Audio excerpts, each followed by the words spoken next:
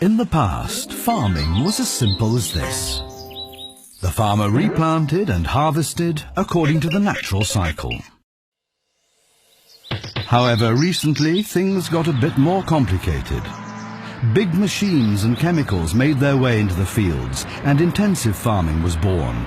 Production boomed, but at the expense of nature.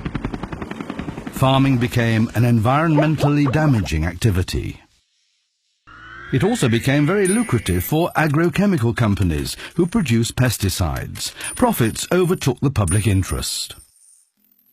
Seeking to constantly expand their bottom line, agrochemical companies began to play with GMOs, genetically modified organisms. But what is a GMO? It's an organism which has had an external gene artificially inserted to give it new properties. For example, corn. Here's the DNA that will be modified. Then you find the organism containing the new gene to be introduced. Animals, plants, bacteria, the spectrum of living organisms is wide. Not this one, not this one. Ah, this bacteria is just the one. We isolate the gene. We introduce the DNA into the corn and there we go. This is called transgenetifying. With transgenetifying, the natural cycle is short-circuited.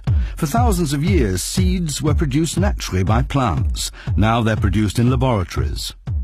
Today, there are two types of GMO made, those that produce their own pesticides and those that resist certain herbicides.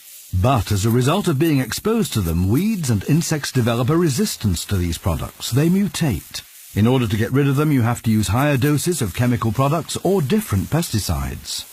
On top of this, there's the risk of genetic contamination. Through unintended crossbreeding, GMO genes can modify the genetic code of other organisms. And that's not to mention the fact that there's no reliable study on the long-term impacts of GMOs on health. Big agrochemical companies are also trying to control seed distribution around the world. Patents are being granted on seeds and other life forms. If a farmer wants to replant, he will be obliged to repurchase seeds, and the weed killer that goes with them, not to mention other pesticides. The exclusion from seed production makes the farmer totally dependent financially. The agrochemical multinationals are imposing GMOs on the planet. After the USA and South America, it's now the turn of Asia and Southern Africa. Once upon a time, farming looked something like this. Nowadays, fields look more like this. The polycultures and biodiversity of southern countries have been swallowed up by monocultures, with the sole aim of producing vegetable protein for mass animal husbandry in the industrial countries.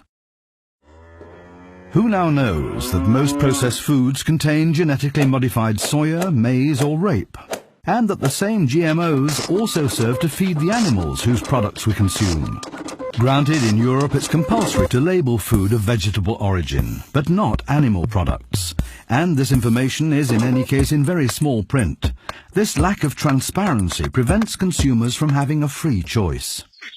But being able to choose GMO-free products helps the development of local agriculture, encourages biodiversity, promotes the financial independence of farmers, and reduces the overwhelming power of the multinationals.